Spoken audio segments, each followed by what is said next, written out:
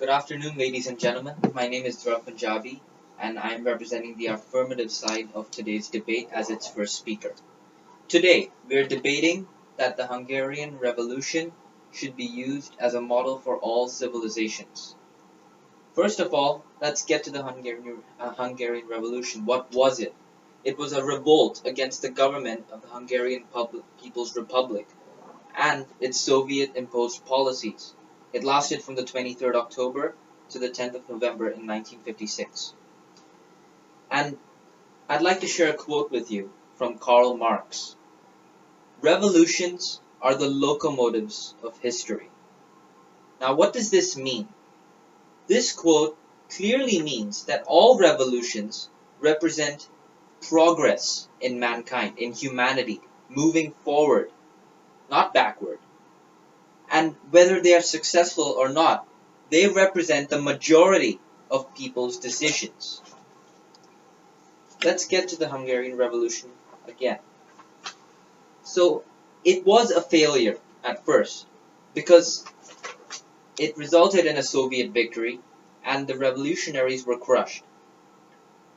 And it was very violent, because the Soviet did respond very violently with weaponry.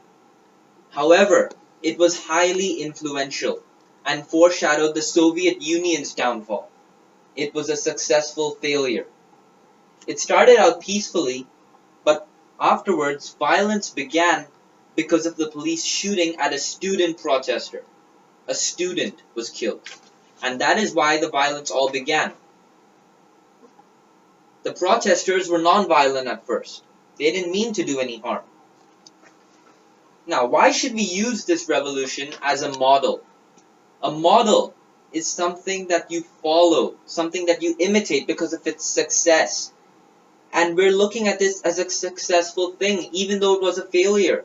Why? Because it was highly influential. May I stress that point again? And it foreshadowed the Soviets' downfall, even after it failed. If something fails and it shows it to be successful, how successful was it really? Extremely. Secondly, it was non-violent. Civilians stuck to their moral values until the police started shooting and killed a student, a minor. Again, it was a successful failure.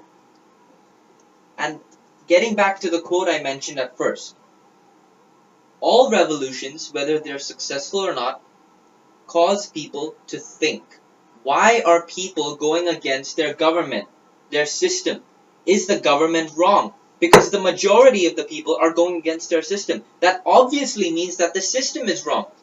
1,000, 2,000, a million people, they can't be all wrong. They would all follow their moral instincts. And that is right. That is why they would go against their government in the first place. Because it's condemned and because it's corrupt and they don't want that system. They want it to change. It would cause progress amongst humanity. It would not cause regress. For all these reasons, we strongly believe that this revolution should be used as a model for all civilizations. Thank you.